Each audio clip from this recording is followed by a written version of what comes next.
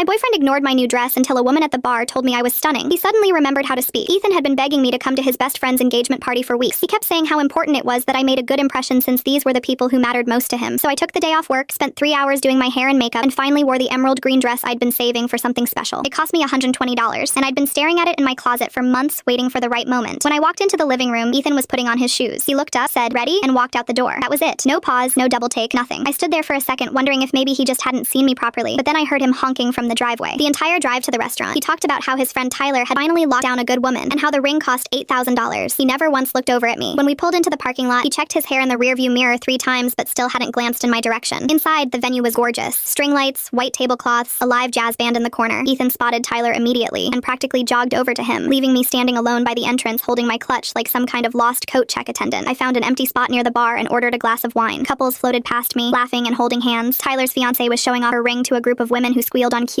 and there I was, alone at a party I'd been told was so important. 20 minutes passed. Ethan was still across the room, slapping backs and laughing loudly at jokes I couldn't hear. He hadn't looked for me once. "Okay, I have to say something," came a voice from my left. I turned to find a woman about my age with short silver hair and red lipstick that somehow looked effortless. "That dress is absolutely stunning on you. The color against your skin tone is perfect." I blinked, genuinely caught off guard. "Thank you," I managed. She tilted her head slightly, studying my face. "You seem surprised someone noticed." I laughed, but it came out more bitter than I intended. "I guess I am. Let me guess," she said, leaning against the bar beside me. "You're here with someone who hasn't said a single word about how incredible you look tonight." I didn't answer, which was answer enough. "I'm Elena," she said, extending her hand, "and I'm going to buy you another drink because anyone who put that much effort into looking this beautiful deserves to feel appreciated." For the next 30 minutes, Elena asked me questions like she actually wanted to know the answers. She asked about my job, my favorite books, what kind of music I listened to when I was alone. She laughed at my jokes and told me I had great timing. She made me feel like the most interesting person in that room. "Whoever brought you here," Elena said quietly, "is either blind or stupid, possibly both." That's when I noticed Ethan